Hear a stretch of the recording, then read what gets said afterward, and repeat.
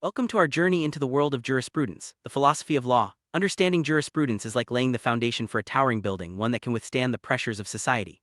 Law is not just a set of rules, it's a means to achieve justice. By studying jurisprudence, we gain the tools to critically analyze and improve the law, ensuring it serves society fairly. This exploration is essential for anyone involved in the legal field, as it forms the backbone of legal administration and the pursuit of a just social order. Let's begin by unraveling the core concepts that make up the essence of law. Jurisprudence is more than academic theory. It's the intellectual groundwork for understanding how laws shape society. All legal stakeholders must grasp the nuances of jurisprudence to effectively engage in legal processes and administration. This knowledge enables us to question, critique, and refine the law, striving for a just social order. The study of jurisprudence also encourages independent critical thinking, empowering us to analyze social facts with originality and depth. As we move forward, keep in mind that jurisprudence is the key to unlocking the deeper meaning and purpose behind the laws that govern us. Finding jurisprudence is a complex task, as scholars have offered various perspectives over time. At its core, jurisprudence is about exploring the meaning and principles of law. While definitions may differ, they all aim to clarify the nature and function of law in society. By examining these definitions, we gain insight into the diverse ways legal thinkers approach the study of law. Let's look at some of the most influential definitions that have shaped our understanding of jurisprudence. Roman jurist Ulpian offered a foundational definition of jurisprudence, describing it as the observation of things human and divine, and the knowledge of what is just and unjust. This perspective highlights the broad scope of jurisprudence, encompassing both human affairs and higher principles. Ulpian's approach reminds us that law is deeply connected to moral and ethical considerations, not just technical rules. His definition continues to influence legal thought, emphasizing the importance of justice and fairness in the study of law. Salmond, a prominent legal scholar, defined jurisprudence as the science of the first principles of civil law.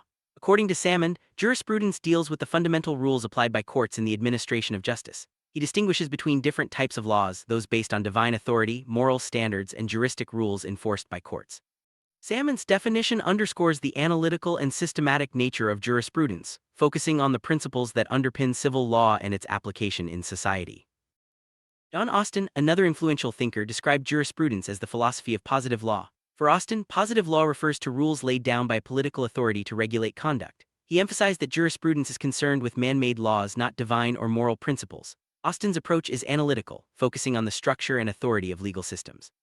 His definition helped shape the modern understanding of law as a set of enforceable rules created by recognized authorities. Holland defined jurisprudence as the formal science of positive law. He argued that jurisprudence deals with the relationships governed by legal rules, rather than the specific rules themselves. This means focusing on the underlying principles that shape legal systems, rather than the details of individual laws. Holland's view highlights the abstract and theoretical nature of jurisprudence, encouraging us to look beyond the surface and understand the deeper structures that guide legal reasoning. For defining law, scholars often ask, if law is a species, what is its genus? This question leads us to the origins of law, customs, and conventions. Law can be described as a body of official rules and regulations, found in constitutions, legislation, and judicial opinions, used to govern society and control behavior. Law serves as a formal mechanism of social control, helping maintain order and resolve conflicts. Understanding the sources and nature of law is crucial for anyone studying jurisprudence. John Austin defined law as a body of rules fixed and enforced by sovereign political authority. In his view, law is a command issued by a superior to those under its authority, backed by the threat of sanctions. This definition emphasizes the role of authority and enforcement in the legal system. Austin's perspective is foundational for understanding how laws function as tools for regulating behavior and maintaining social order. H.L.A. Hart, a leading legal philosopher, described law as a system of rules, a union of primary and secondary rules. Primary rules impose duties, while secondary rules provide methods for creating, modifying, or interpreting primary rules. Hart's approach offers a more nuanced understanding of legal systems, highlighting the complexity and structure of law. His theory helps explain how laws are created, changed, and applied in practice. Plato and Aristotle, the great Greek philosophers, viewed law as an embodiment of reason, whether in the individual or the community. Their natural law theory suggests that law should reflect universal principles of justice and morality. This perspective sees law as more than just rules, it's a rational guide for achieving the common good. The influence of natural law continues to shape debates about the legitimacy and purpose of legal systems. Thomas Aquinas, a renowned philosopher, defined law as an ordinance of reason for the common good, made by those who care for the community and promulgated to all. Aquinas emphasized that law must serve the common good and be rooted in rationality. His definition bridges the gap between moral philosophy and legal theory, reinforcing the idea that law should promote justice and societal well-being. Lord Brown Wilkinson offered a practical perspective, describing law as the sum of influences that determine decisions in courts of justice. This view highlights the dynamic nature of law, shaped by judicial interpretation and precedent.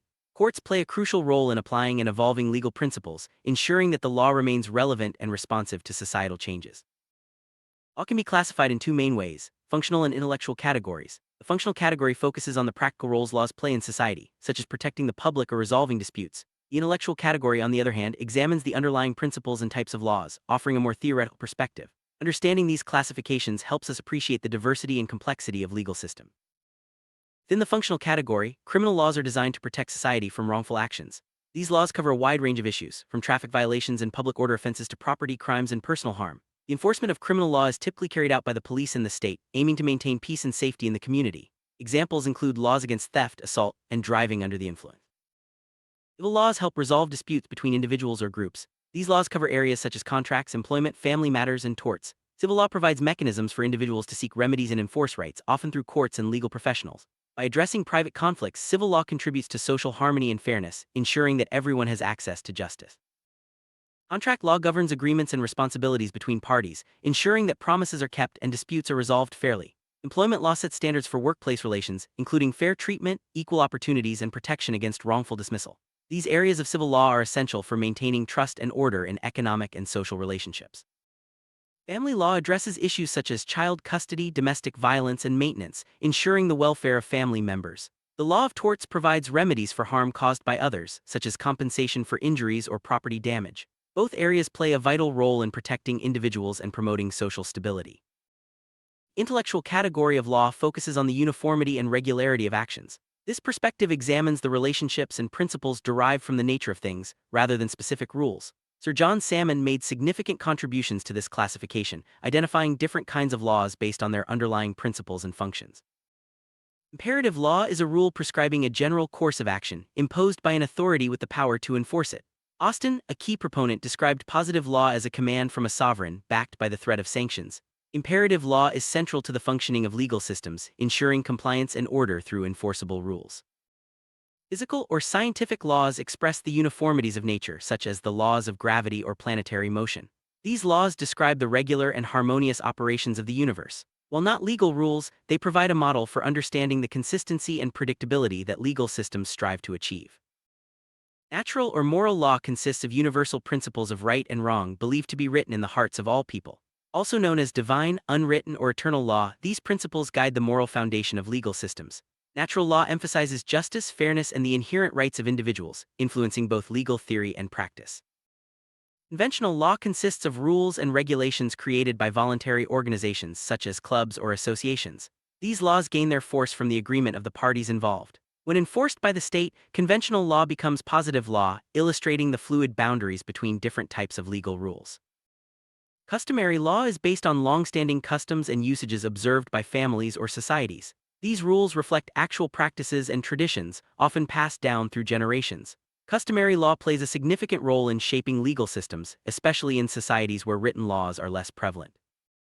Practical or technical law consists of rules designed to achieve specific practical ends, such as health regulations or architectural standards. These laws guide the efficient conduct of various arts, professions, and businesses, ensuring safety, quality, and effectiveness in specialized fields. International law is a set of rules recognized and accepted by civilized states in their relations with each other. It includes customary and conventional rules that are legally binding in international affairs. International law governs issues such as treaties, diplomacy, and the conduct of nations, playing a crucial role in maintaining global order. Civil law, as defined by Salmon, is the law of the state, the land, and the courts. Also known as municipal, positive, or national law, it forms the main subject matter of jurisprudence. Civil law regulates the rights and duties of individuals within a society, providing the framework for legal relationships and dispute resolution. Justice is a central concern in jurisprudence, especially given the disparities in wealth, power, and status in society. Key questions arise: are these disparities just? What moral principles should guide our legal institutions? Should governments redistribute resources to reduce poverty, or does economic freedom take precedence? Jurists like Bentham, Rawls, and Nozick have offered influential theories to address these complex issues. Justice means acting in accordance with the requirements of law, whether those rules are based on human consensus or societal norms. Just institutions promote stability, well-being, and satisfaction, while perceived injustices can lead to unrest or even revolution.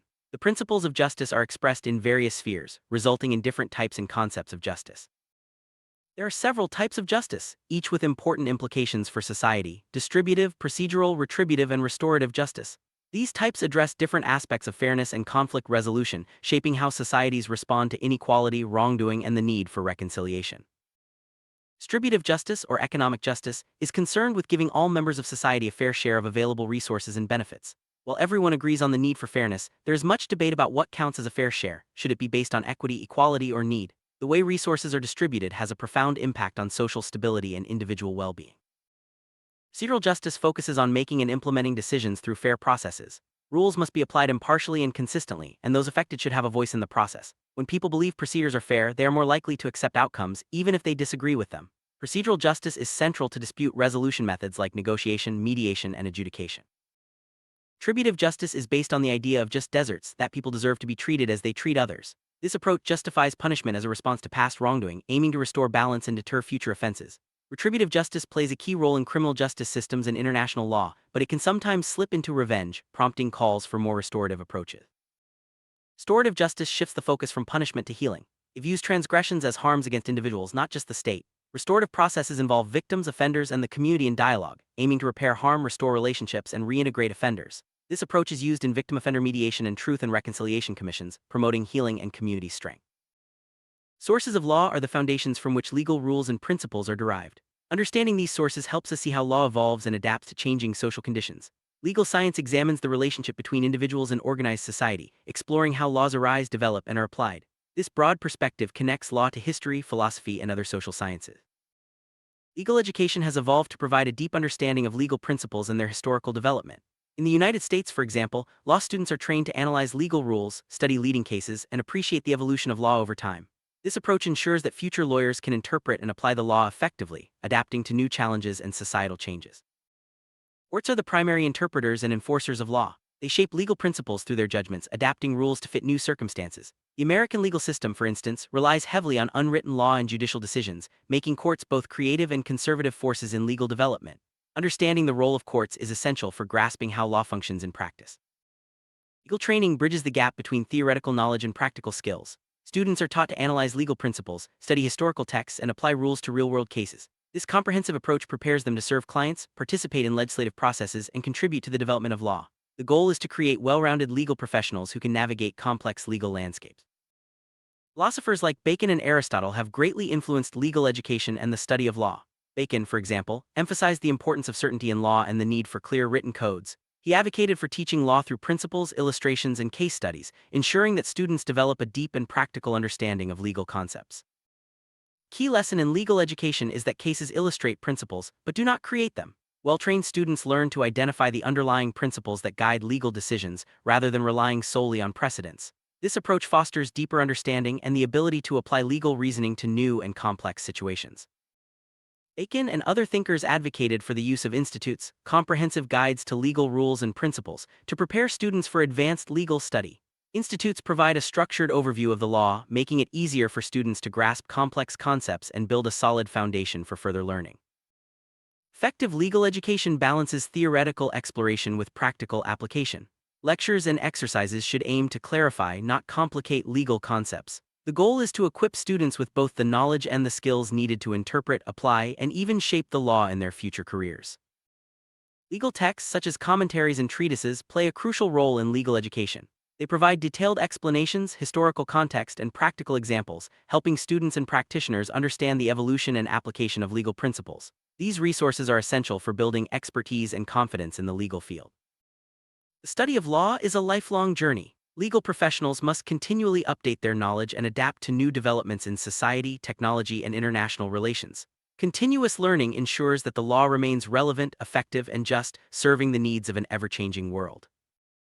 Summary: jurisprudence is the living philosophy of law, providing the foundation for justice, order, and progress in society. By understanding its principles, classifications, and sources, we become better equipped to analyze, critique, and improve the legal systems that shape our lives. The journey through jurisprudence is ongoing, challenging us to seek fairness, adapt to change, and uphold the ideals of justice for all.